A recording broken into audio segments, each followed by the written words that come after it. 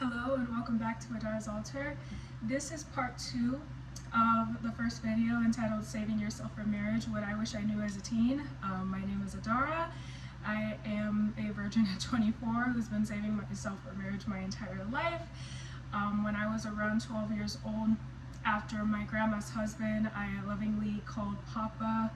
I shared their prophetic marriage testimony in a previous video. After he passed away around that time, I made a promise to God that I was going to say my first kiss for marriage. And in 2023, I got a period ring, and I'm 24 now, and I'm still saving my first kiss for marriage. So these are specific things that I've learned along the journey, because even though I have been saving myself for marriage, that has not always been easy. There have been, struggles, certain things that I wish I had understood better, concepts about the opposite sex, about myself as a person, that I feel would have been a blessing to me to have understood when I was a teen girl. So this is part 2 of the first video, and I'll link the first video in this description as well. So we're getting into the second video at number 1. I would say most adolescent girls here, as it relates to the opposite sex, one version or another of boys are stupid, which turns into men are stupid once they become adult women. Girls attributing every respect in which a guy is disrespectful to the guy being stupid is how girls get manipulated into compromise. You have to give the young men the credit they deserve for understanding they have a choice when it comes to how they treat women, especially young women. In the same way you can't outsource accountability for yourself as a woman when it comes to being faithful to your standards, you also can't do this for another person, including guys. You have to let guys be accountable for their own sex drives and the way they show up in their interactions with you. I've heard many women who were used for sex by guys say the guys tricked them into compromise, but how did this begin? By explaining away disrespect with "he's just stupid," "he doesn't understand why he's doing what he's doing," "he has feelings for me but he's out of touch with his own emotions." Ladies compromising their sexual boundaries begins with ladies making excuses for men. Discernment is crucial in everything you do as a young woman. If how a man is treating you is encouraging you to become lax about the standards you set for yourself to honor your personal values, such as waiting for marriage, God has given you as a young woman the gift of discernment to guard your heart. Pray for clear, sharp discernment, and do not be afraid to say no when God is prompting you by that gift of discernment that a man is not walking in integrity. Moreover, when you are a teen girl, you need the counsel and mentorship of women older than you, who have a track record of self-respect and not compromising their own standards. You need older godly women who are wise, who save themselves for marriage, to reach out to when you need prayer for discernment regarding your interactions with any guy. This is what it means to have accountability partners. I am eternally grateful for every older woman God has ever sent me when I was younger and did not know better to warn me, 1, that a man I was considering romantically was showing the signs of not being a man of integrity, and 2, that I was not showing self-respect in how I was treating myself, specifically in how I was dressing at times. Proverbs 24:6 says, "For by wise counsel thou shalt make thy war, and in multitude of counselors there is safety." Pray for wise, non-judgmental counselors who are older women, because another point is that you as a young lady should not be entertaining very close friendships with older guys who are not family members. Any older guy, no matter how nice, who is not an older brother, cousin, or relative of some sort, who wants to know the intimate details of your life claiming it's because he sees you as a little sister, is a red flag.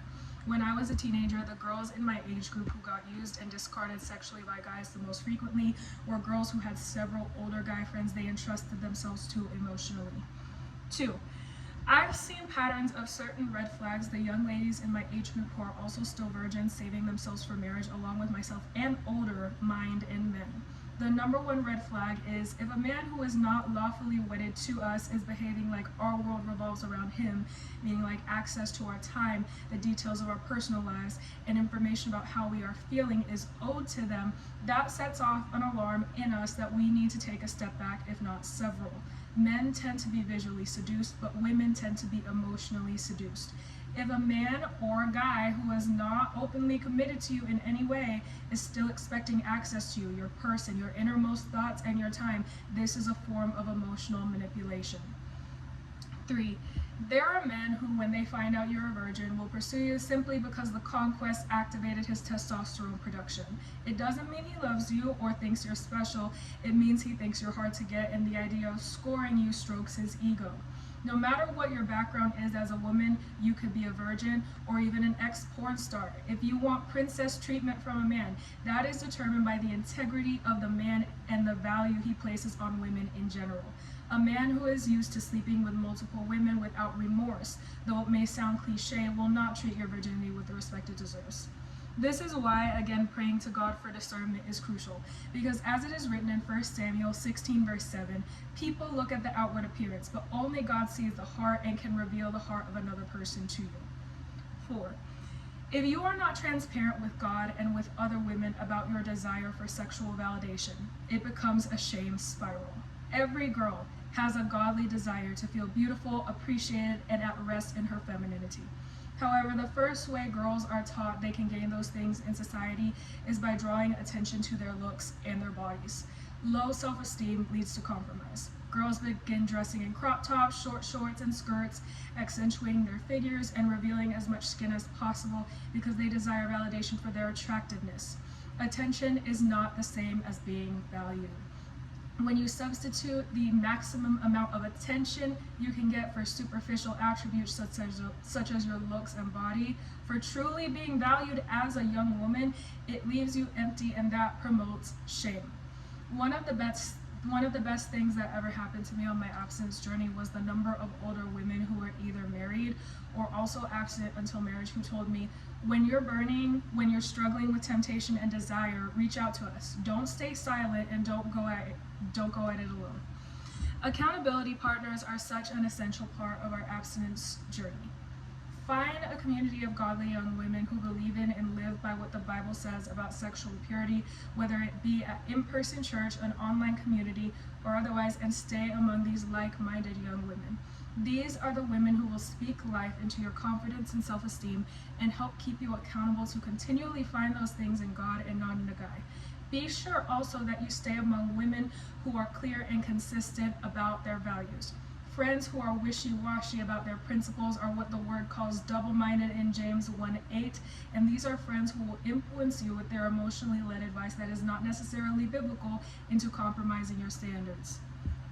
5. To be blunt, if you are a young lady who is waiting for marriage, it is not wise to have promiscuous friends. I have had to let go of several friendships in my 24 years because the other girl decided not to walk in biblical sexual purity and the friendship became unevenly yoked. Pray for God to send you evenly yoked friendships. You may be considered nerdy in middle and or high school for not having sex or being a seductive girl, but you'll keep a good name among your peers and God will give you honor for your decision. He promises this in His Word. As I said in part 1 of this series, it is written in Ecclesiastes 7 verse 1, a good name is better than fine perfume. The girls I went to high school with who saved themselves for marriage to this day are now some of the most respected and successful adult women among my peers, and they also grew out of the awkward phase. You'll learn as an adult that abstinence takes care of your health and protects your glow as a young adult woman. Don't allow peer pressure to cause you not to use foresight as a girl in your teens. Your decisions as a teenager will always impact your life as an adult. As always, my hope is this video reaches everyone God intends for it to.